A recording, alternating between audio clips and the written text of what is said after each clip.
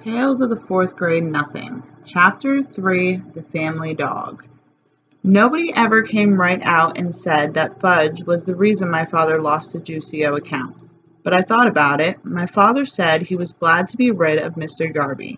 Now he could spend more time on his other clients, like the Toddler Bite Company. My father is in charge of their new TV commercial. I thought maybe he could use me in it since I know how to stand on my head. But he said he wasn't planning on having any headstanders in the commercial. My grandmother taught me to stand on my head when I spent the night at her house. I can stay up for as long as 3 minutes. I showed my mother, my father, and Fudge how I can do it right in the living room. They were all impressed, especially Fudge. He wanted to do it too, so I turned him upside down and tried to teach him, but he always tumbled over backwards. Right after I learned to stand on my head, Fudge stopped eating. He did it suddenly. One day he ate fine, the next day nothing. "No, eat," he told my mother. She didn't pay too much attention to him until the third day. When he still refused to eat, she got upset. "You've got to eat, Fudgy," she said. "You want to grow up to be big and strong, don't you?" "No, grow," Fudge said. That night, my mother told my father how worried she was about Fudge. So my father did tricks for him while my mother stood over his chair trying to get some food into his mouth. But nothing worked, not even juggling oranges. Finally, my mother got the brilliant idea of me standing on my head while she fed Fudge. I wasn't very excited about standing on my head in the kitchen. The floor is awfully hard in there, but my mother begged me. She said, "It's very important for Fudge to eat. Please help us, Peter."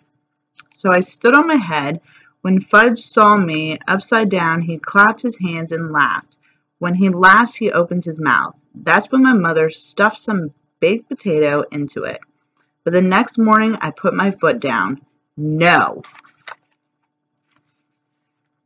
I don't want to stand on my head in the kitchen or anywhere else," I added. "And if I don't hurry, I'll be late for school." "Don't you care if your brother starves?" "No," I told her. "Peter, what an awful thing to say." "Oh, he'll eat when he gets hungry. Why don't you just leave him alone?" That afternoon, when I came home from school, I found my brother on the kitchen floor playing with boxes of cereals and raisins and dried apricots. My mother was begging him to eat. "No, no, no," Fudge shouted. He made a terrible mess, dumping everything on the floor. "Please stand on your head, Peter," my mother said. "It's the only way he'll eat." "No," I told her. "I'm not going to stand on my head any more." I went into my room and slammed the door. I played with Dribble until supper time. Nobody ever worries about me the way they worry about Fudge. If I decided not to eat, they'd probably never even notice. That night, during dinner, Fudge hid under the kitchen table. He said, "I'm a doggy. Woof, woof, woof." It was hard to eat with him under the table, pulling on my legs. I waited for my father to say something, but he didn't. Finally, my mother jumped up. "I know," she said. "If Fudge is a dog, he wants to eat on the floor, right? If you ask me, Fudge never even thought about that, but he liked the idea a lot. He barked and nodded his head." So my mother fixed his plate and put it under the table. Then she reached down and petted him like he was a real dog. My father said, "Aren't we carrying this a little too far?" My mother didn't answer. Fudge ate 2 bites of his dinner. My mother was satisfied. After a week of having him eat under the table, I felt like we really did have a family dog. I thought how great it would be if we could trade in Fudge for a nice Cocker Spaniel. That would solve all my problems. I'd walk him and feed him and play with him. He could even sleep on the edge of my bed at night. But of course, that was wishful thinking. My brother is here to stay, and there's nothing much I can do about it. Grandma came over with a million ideas about getting Fudge to eat. She tricked him by making milkshakes in the blender. When Fudge wasn't looking, she threw in an egg. Then she told him If he drank it all, there would be a surprise at the bottom of the glass. The first time, he believed her. He finished his milkshake, but all he saw was an empty glass. There wasn't any surprise.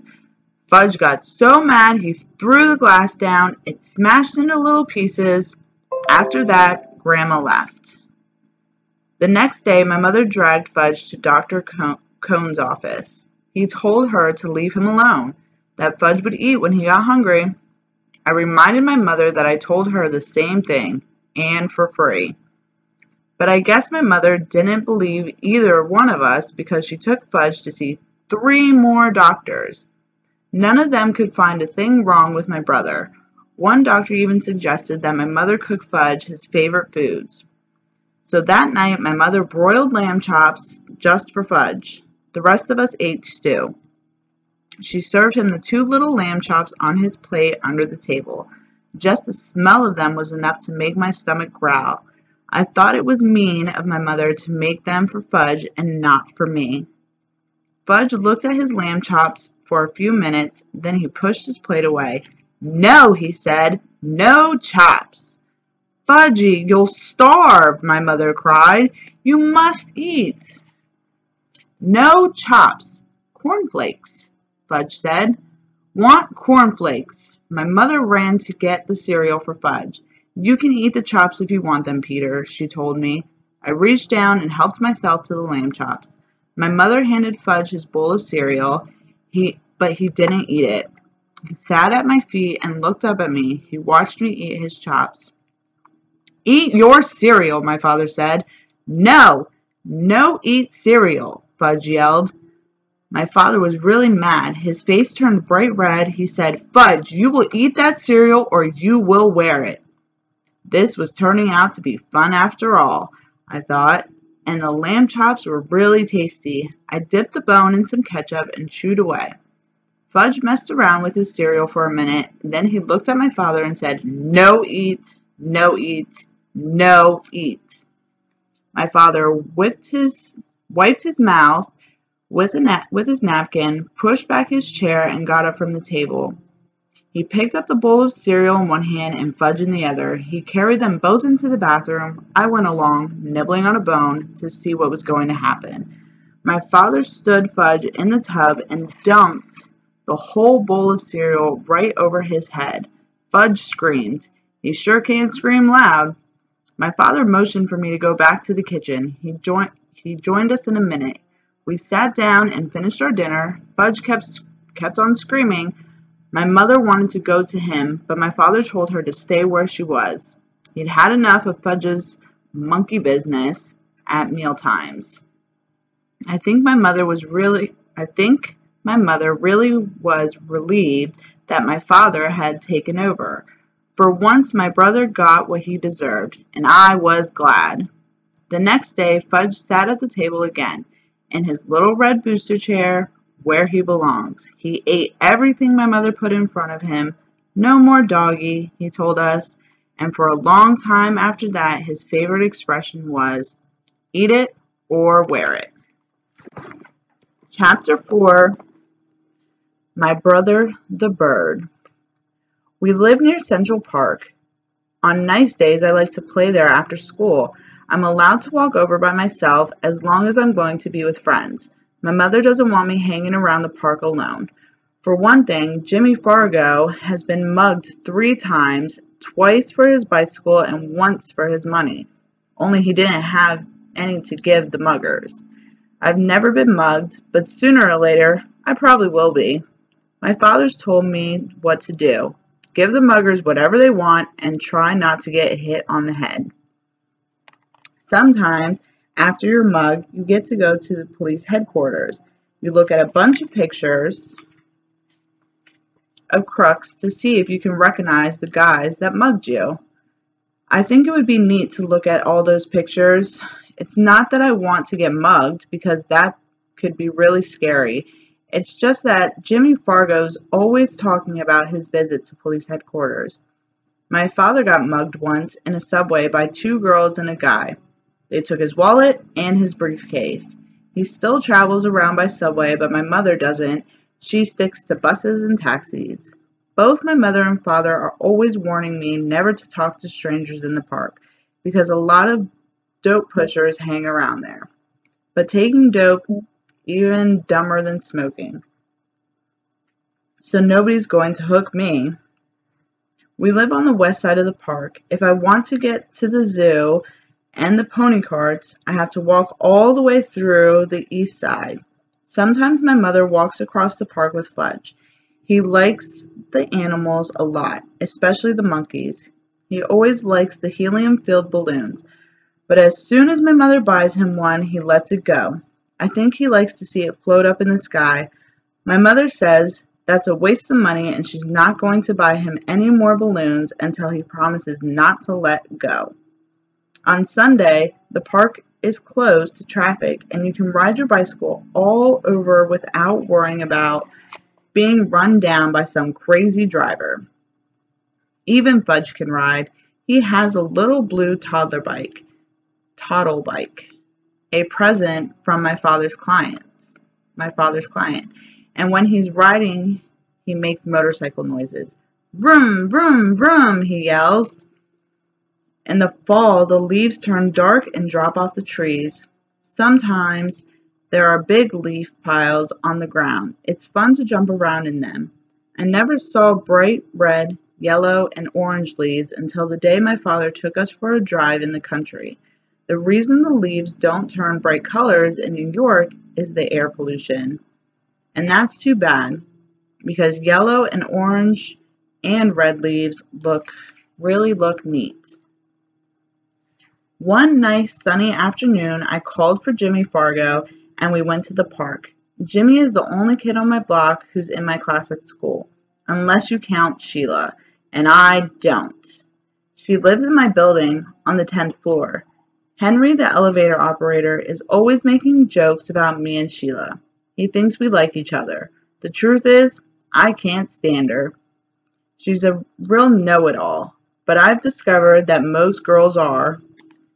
The worst thing about Sheila is the way she's always trying to touch me. And when she does, she yells, "Peter's got the cooties! Peter's got the cooties!"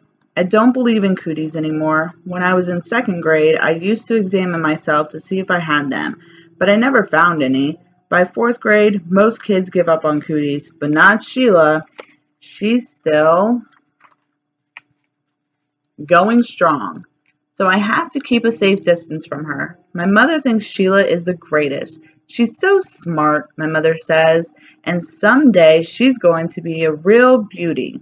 Now that's the funniest, because Sheila looks a lot like the monkeys that Fudge is so crazy about. So maybe she'll look beautiful to some ape, but never to me.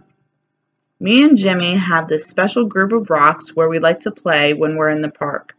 We play secret agent up there. Jimmy can imitate all kinds of foreign accents, probably because his father's a part-time actor.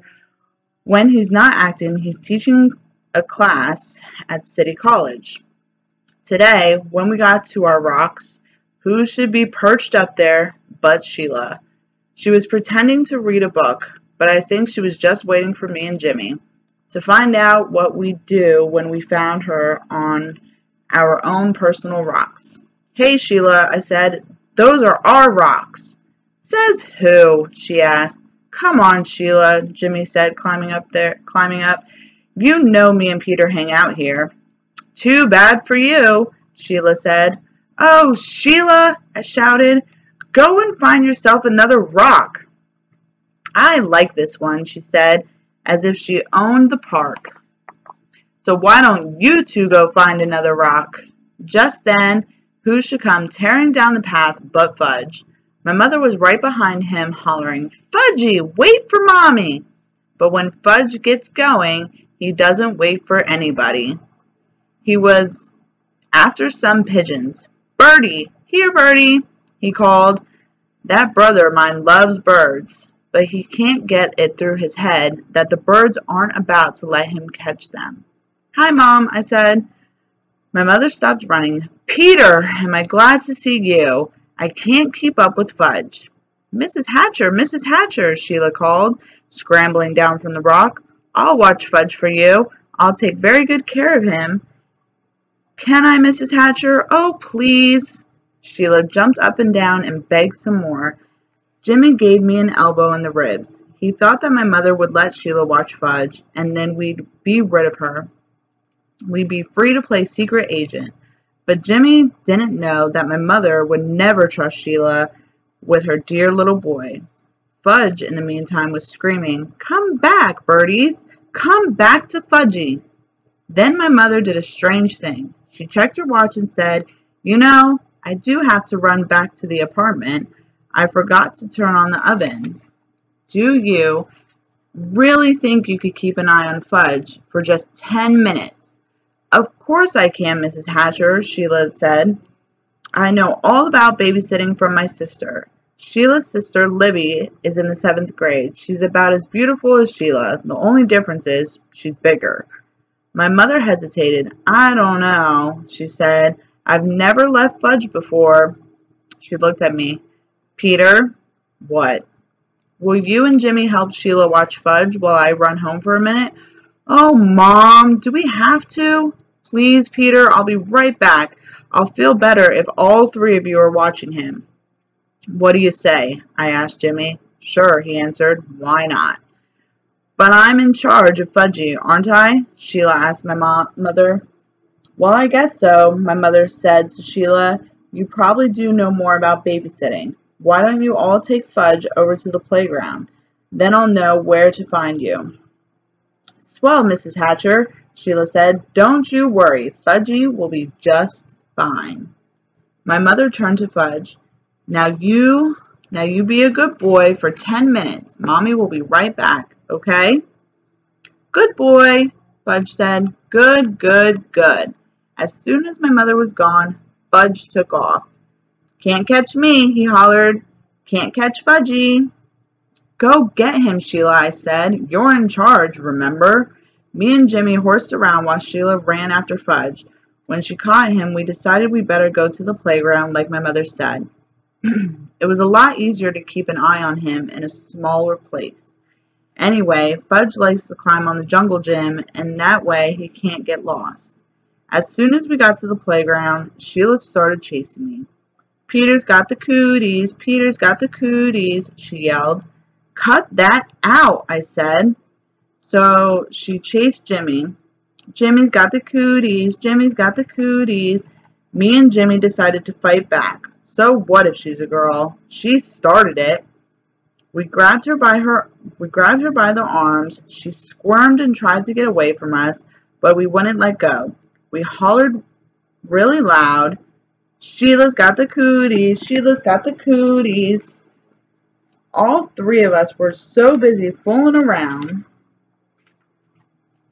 that we didn't notice Fudge up on the jungle gym until he called, "Peter, Peter." That's how he says my name. "What?" I asked. See? Fudge flapped his arms around. "Fudgy's a birdie, Fudgy's a birdie. Fly, birdie, fly." That crazy kid, I thought, running to the jungle gym with Jimmy and Sheila right behind me. But it was too late. Fudge already found out he didn't have wings. He fell to the ground. He was screaming and crying, and his face was a mess of blood. I couldn't even tell where the blood was coming from at first. Then Jimmy handed me his handkerchief. I don't know how clean it was, but it was better than nothing. I mopped some blood off Fudge's face. Sheila cried. "It wasn't my fault. Honest, it wasn't." "Oh, shut up," I told her. "He's really a mess," Jimmy said, inspecting Fudge. "And his teeth are gone, too." "What are you talking about?" I asked Jimmy. "Look at his mouth," Jimmy said.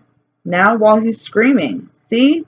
He's got a big space where he used to have his front teeth." "Oh no," Sheila screamed. "He's right. Fudgy's teeth are gone." Fudge stopped crying for a minute. "All gone?" he asked. "Open your mouth wide," I said. He did, and I looked in. It was true. His top 2 front teeth were missing. "My mother's going to kill you, Sheila," I said.